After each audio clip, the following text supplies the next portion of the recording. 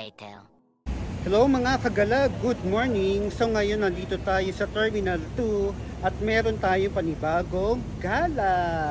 At pupunta nga tayo sa City of Love. So hulaan nyo kung saan ang City of Love mga kagala. So maulan na morning mga kagala. At dahil may bagyo ngayon, tuloy pa rin yung gala, di ba?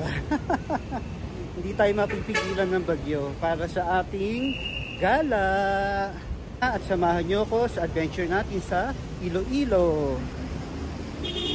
So right now, nandito na tayo. Yan, at papasok na tayo. Hello mga kagala. So ngayon, nandito na tayo sa loob ng NAIA Terminal 2. At ito pala ang itsura ng loob ng NAIA Terminal 2. First time ko kasing pumunta dito.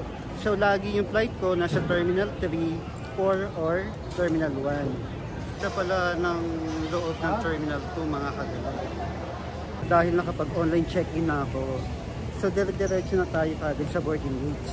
Yun yung maganda dahil wala naman akong bagahe. So tara mga kagala. Hi, thank you. So hello mga kagala, nandito na tayo ngayon sa Iloilo, a City of Love. Samahan nyo ako sa aking adventure dito sa Iloilo. Very quick lang yung ating travel dito sa Iloilo. So yan yung sinakyan natin mga kagala. And then ito yung itsura paglabas niya. So sundan lang natin sila. Dito yung baggage claim.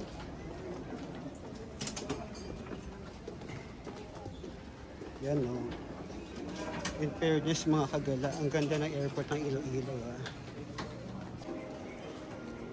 Hello mga kagala, finally nandito na tayo sa Iloilo, ang City of Love. At kung bago ka pa lang sa aking channel, please like, comment, and subscribe.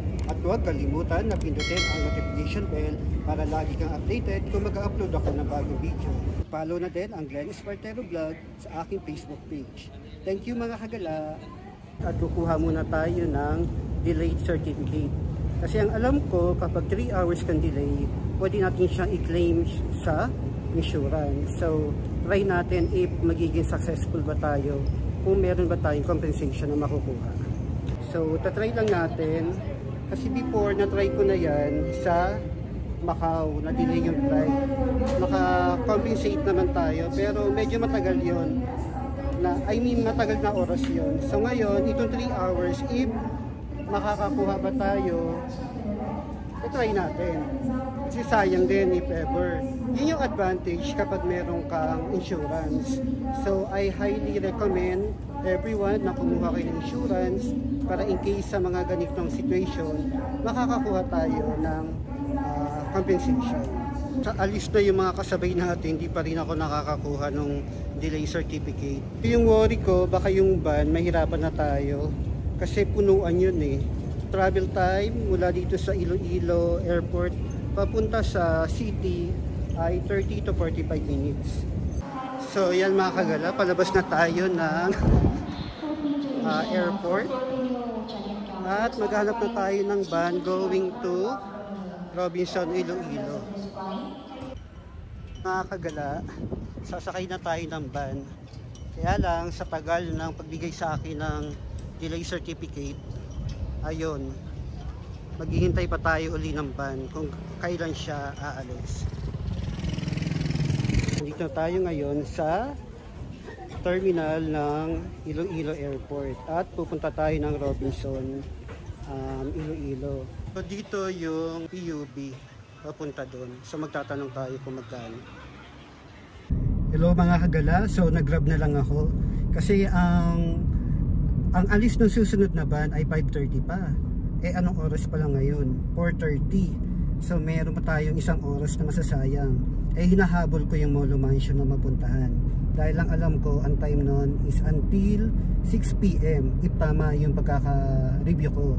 So ngayon, ang estimated time papunta sa hotel ay 45 minutes.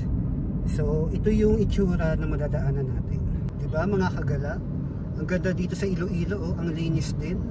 Wow! Wala akong nakikitang basura. At hopefully, maging maganda yung weather at maging okay yung pamamasyal natin dito sa Iloilo. Meron pa dito Santa Barbara Heights, oh. Yayamanin. Diba? Ang ganda ng kalsada nila dito. By the way mga kagala, ang pamasahe sa van ay 100 pesos. Yun nga lang, dapat pagka lapag ng eroplano, make sure na lalabas ka agad ng airport para makasakay ka dun sa mga nakabilang na van. Dahil kung hindi, maghihintay ka pa ng susunod na darating na airplane para syempre andun yung ibang pasahero at panibagong biyahe yun. Mga kagala, oh, meron itong skyway na ginagawa. Wow! Hopefully matapos din to para hindi na matraffic dito sa maiwasan yung traffic at gumanda yung biyahe, di ba? Yan.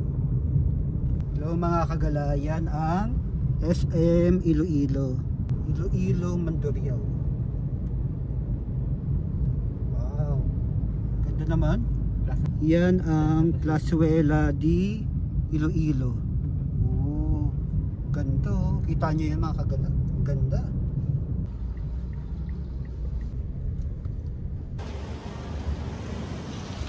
Hello mga kagala. So finally nakarating na tayo ng GT Hotel. At mag-check-in na tayo. Let's go mga kagala. Check-in tayo mga kagala. Hi, good afternoon. Finally mga kagala, andito na tayo ngayon sa GT Hotel at bini-verify lang yung ating pagkatao. Kung tayo ba yung nag-book. So yun, hinihan lang ako ni sir ng ID. And after natin mag-check-in, samahan niyo ako sa gala ko. Aba, ano pala sila dito mga kagala, oh? Agoda Gold Circle Award. Wow. So yun mga kagala, good to go na tayo. And then, wow. Kita nyo mga kagala. Ganda. So finally mga kagala, nandito na tayo sa room. Yan. Ilagay natin. Wow. Oh my God. So mga kagala, welcome sa Iloilo. At nandito na nga tayo ngayon sa ating room. At super happy ako dito sa room na nakuha ko. Grabe. I-room tour ko kayo agad. Alam niyo kung bakit? Sobrang sulit talaga. Value for money itong nakuha kong hotel room. So pagpasok yun ng pinto mga kagala, ito yung cabinet. Yan. Merong mga hanger na kasama. Yun nga lang medyo nahihinaan ako sa ilaw. Tapos yan. Dito natin ilalagay yung mga cash natin and then mga alahas. Wow! May ganon. Medyo madilim lang, no? Pasensya na mga kagala. May kasamang sleepers. Sana di na ako nagdala. Hindi ko alam na mayroon. And then dental kit. Yon. And then, ano pa ba to? Shower cup. And yon, shower cup. Lagayan ng baggage. Mayan na yung CR, mga kagala. At ang maganda, malaki yung salamin. Pero nalalabuan talaga ako sa ilaw. Gusto ko maliwanag na maliwanag. At yon. Diba? Ang saya. Yan no, mga kagala. Laki ng kama. Ako lang dito, grabe. Sobrang panalo to. Nakuha ko siya ng promo. Ilalagay ko na lang sa video kung how much ko siya nakuha. Tapos may TV. Although walang breakfast to, pero okay na rin. Yan. May mineral water. May coffee. Siyempre kasama na dito. Yan o. Coffee, cream, sugar. Tapos, ito. May upuan. Diba? Kunwari mag-work tayo, sayang di ko dala yung laptop. Tapos yan, aircon, syempre, aircon. Tapos ang ganda talaga mga kagala, oh, malaki. King size kasi yung nakuha ko mga kagala at naka-promo talaga siya. At ang ating view, wow, ganda. Kahit pala medyo madilim yung ilaw, okay lang pag binuksan, mas maliwanag. So yun. O, diba? Ganda, oh. Yung pala yun. So after nun mga kagala, dito naman tayo sa comfort room. Kung panalo yung kama, tignan natin kung okay ito. So yan. Yung lababo. At syempre, may salamin. Hello mga kagala! So yan, tignan natin. Impressive. Maganda ang, malakas ang tubig. Tapos may mga towel. Oh, di ba? Naka-ready. At may bidet. Malakas ba? Okay. Yon. At syempre may tissue and then shower. Yan. In fairness, malinis. Yon. Yan o. Tapos may shower. Tapos shampoo and shower gel. So yon. Finally mga kagala, andito na tayo. At yun nga, malaking salamin, 'di ba? At ang liwanag. Wow. So yun mga kagala, finally na i-room tour ko na kayo. Parang ayoko na lumabas. Gusto ko lang mahiga dito sa king size na kama. Sus Ginoo. Enjoy talaga. Hindi ko na-expect na makaka-jackpot tayo ng hotel room na ganito kalaki. Parang first time ko to na nag-travel na ganito kaganda yung for me based sa budget ko, na ganito kaganda yung room na nakuha ko. Kasi naka-promo siya. So hindi ko matandaan yung actual amount, pero ilalagay ko na lang yan sa video habang nagsasalita ako ngayon. So, nakapag-check-in na tayo at time ay 5:30 PM.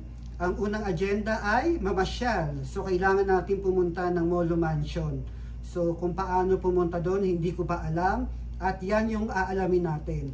Samahan nyo ko na i-tour ko kayo sa Molo Mansion. At hopefully, magustuhan nyo ang ating gala dito sa Iloilo.